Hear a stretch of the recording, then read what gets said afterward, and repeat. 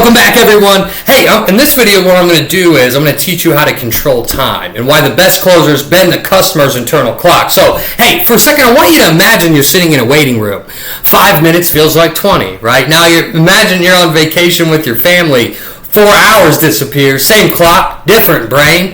The first thing you have to understand is this. The brain does not experience chronological time, it experiences psychological time. That changes everything in sales, because if time is psychological, then selling becomes the art of manipulating. Not in a deceptive way, but in a helpful way. The customer's perception of time. So elite sellers understand this. So every buying decision exists on a timeline inside their customer's mind. Most salespeople never see it. All right? So that's what I'm going to teach you how to do in this video, is really slow down, move like you're in water, own and control the conversation. That way you can win at the highest level. So for layer 1, I want you to title it, and make sure you're writing all of this down. Write down, every customer lives in 3 different time zones. And I'm not talking about Eastern, Pacific, none of that crap. 3 psychological time zones. So let me break this down for you. Look, they live in the past. And this is where pain lives, failures, bad accountants, lost money, missed opportunity, tax mistakes, employees who quit, they hire, they fire, they go, the business that almost failed. So if you don't understand someone's past, you'll never understand why they're buying. And this is why discovery matters, not because you need information, because the past explains every emotional decision that they're making today. Okay? I want you to ask yourself, what happened that created this buying conversation? Every sale has an origin story. You just have to find it. And once you know it, well, I can tailor to that presentation, to this person's needs. So let's go to the present. All right, write this down, the present. The present is where emotions are strongest. You have stress, frustration, confusion, fear, overwhelm. People don't buy because of their past. They buy because they no longer want to experience what they're currently going through, which is the present, right? Your job is not to create pain. Your job is to increase awareness of pain that already exists. And there's a huge difference there. So let's go down to the future. Go ahead and write that down, the future. And this is where the best salespeople live, in the future. Average reps spend about, I'd say, 90% of the conversation discussing today's product. But the best people spend 90% discussing tomorrow's life. Tomorrow, the outcome of buying this. What's this going to do for me? Just think of a treadmill. I wouldn't buy it because it sits in a corner and it's got little screens on it. You can run in mountains and stuff like that. No, you buy it because it's got higher incline. It can go faster. Maybe it can track your steps and all that fun stuff, right? So what's that going to do? Well, that holds you accountable. So it's results driven. It's outcome driven. So you'd probably say, well, this is the type of physique you'd get from using this treadmill, and you'd speak to that. Well, it would be the same thing with what you're doing, right? So they don't buy accounting education. They buy freedom, control, confidence, a business that doesn't own them, right? More family dinners. It's like less anxiety every April. So you're not selling a course, or you're not selling a car, you're not selling your accounting services. You're selling a different future, right? So if I know the past, I know their current situation, and I know where they want to go, then I can speak to that and really tailor my presentation, more likely close the deal. So I wouldn't want to sell a truck to a guy who wants a car, right? And that's what most of you guys are doing. It's the same, if you understand the analogy, it doesn't matter what industry, it's applicable to that. It's the same concept. Even if it's B2B, you don't know what they need, you don't know why they need it, what it can do for them, or what they're looking to do, then you're really not even talking to them. You're talking over their head. So it's the same concept, right? So those are the 3 psychological time zones that a prospect would live in. Again, not Eastern, Mountain, Pacific, all the real time zones, but these are psychological time zones. So they're all in these different states, right? So you have to figure out, put little pieces of the puzzle together, and then you're able to win at a high level.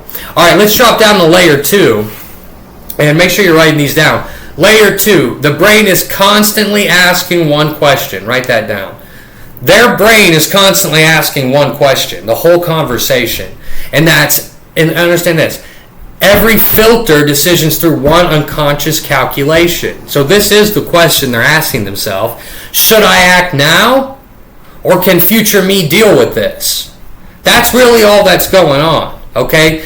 That is the battle. It's not price. It's not objections. Time.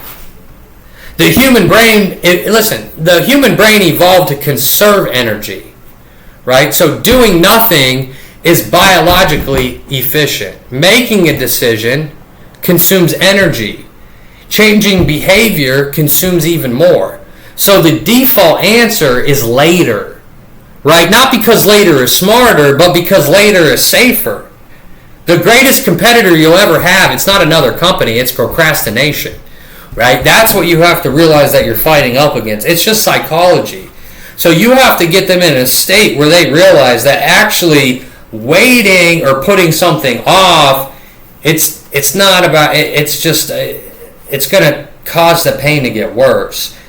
So it's not about gratification or pleasure or a certain amount of money they make. It's actually about making them realize that there's a problem that's going on here. Okay? So you could even think about like if you were selling workout equipment, the treadmill. Well, what happens if we go another 6 months and you don't have a treadmill? Like, what do you think you'd look like then? Right? Well, if you've built enough rapport, you can ask people, and you can, if you don't have rapport, you can't just say things like that to people. They'll literally think you're a psychopath. You have to build a connection with someone, and that allows you to have these certain types of conversations. It allows you to ask more challenging questions. So, with that being said, let me drop down to layer 3 here. Hey, and with layer 3, I want you to write, you're not competing against competitors. Write that down. You're not competing against competitors. You're competing against inertia. Physics has inertia. Well, so do people, right? Objects at rest, stay at rest. Humans at rest, stay at rest, right? Think about how many people know they should lose weight, start investing, read books, build a firm, raise prices, hire help. They already know all that stuff, right? Knowledge wasn't mission, it's just emotion. It's like if you got someone who's really lazy, right? All of a sudden you think they're going to go and work a 9 to 5 job, or they haven't been working. You think they're really going to go and Monday through Friday? No. Right? But you can, through conversation with your language, motivate them to go and do something. And that's the thing. Sales is the science of creating motion. But you can change someone's life, you can change someone's business if you get them to see the value and outcome of using your product, and just speaking to that could get them to a state, a frequency, to which would take their physical body and make them do things at a higher level. It's called belief. Again, sales is the science of creating motion, right? So let's drop down to layer 4. Certainty speeds up time. Hey, here's the thing. Have you ever noticed how people suddenly move fast once they're certain? Oh, I know this is for me. I know this is what I want to do. Boy, they'll sign on a dotted line quick. Get paperwork. Send it over, right? The customer who needed a month suddenly signs in 5 minutes. Well, why? Nothing changed externally. Only certainty changed internally. This destroys one of the biggest myths in sales. It's that people don't buy when they're ready, they buy when they're certain. So I'll say it again. They don't buy when they're ready, they buy when they're certain, right? See, time was never the variable, it's just confidence that it will work. That's why things like ROI and selling the outcome and making it a relationship and emotional selling, that's how you get things done, right? They can't see it sometimes. You got to help them see it. So anyways, let's go down to layer 5. The elite seller compresses the decision. The elite seller compresses the decision. What's that mean, right? You guys make decisions feel enormous. That's the problem. It's all such a big deal. And to me, it's not a big deal. You either want it, you don't, you do it or you don't, right? You're going to sign here or you're not. I don't know. I'll just go call someone else who wants it. It's not a big deal. You're making all of it too much of a big deal. Oh, you're going to do it. Blah, blah, blah. It's either for you or it's not. It's either going to work or it's not. These are the problems you got. This consultant, it's not. It doesn't mean not have a personality, but don't make things feel so enormous, right? Like, we have 27 modules. There are certifications. You know, we'll reconcile bank accounts. We're going to come over here and do this inside. We're going to clean up your QuickBooks and do all this. All the brain is hearing is complexity, right? And elite sellers shrink the first step. We're not deciding your next 5 years today, all right, Janet? We're deciding whether this is the right first move. That's a massive difference, okay? The human brain avoids giant commitments. I hate them. You hate them too. But what you do like is small commitments. Well, I might do it an hour a day here. I'll make 10 calls a day here. Then you go up to 20. It's not like I'm going to make $100 a day. You should, but I'm talking about the people that have, maybe you're too scared or you have anxiety about reaching out to owners. I don't know. But making 5 calls an hour and gradually increase, that would help you, small commitments. You get what I'm saying here. This is why stairs are climbed one step at a time.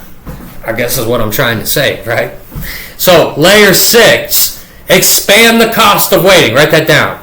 Expand the cost of waiting. Now we flip the psychology. Okay, so most of you say, hey, this costs $4,000, but the best people would say, what has waiting already cost you? Hey, before we go to prices, John, what do you think just learning about what I have to offer you, what do you think just waiting around has actually costed you? Bam! Right? You got to say it. Now the brain changes calculations. Not what does it cost to buy, but what does it cost not to buy.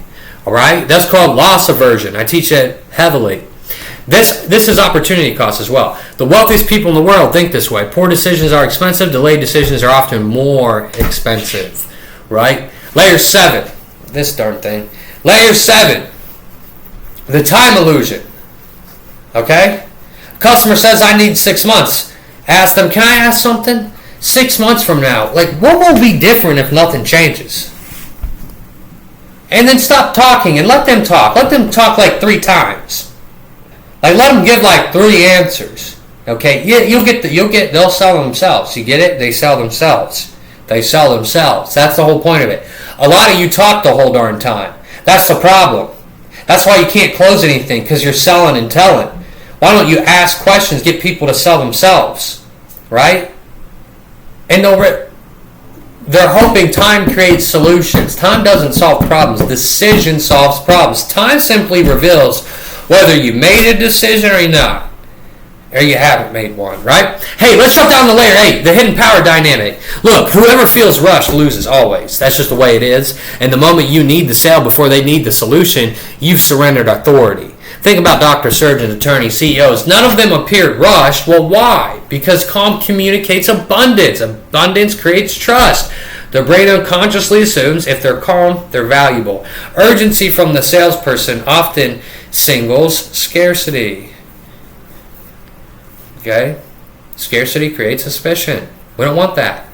Right? I can feel it inside of you. Remember, sales is frequency. So, whatever you're thinking and feeling and churning, so is theirs. You guys' gut talks to each other too. All that goes on. It's called, I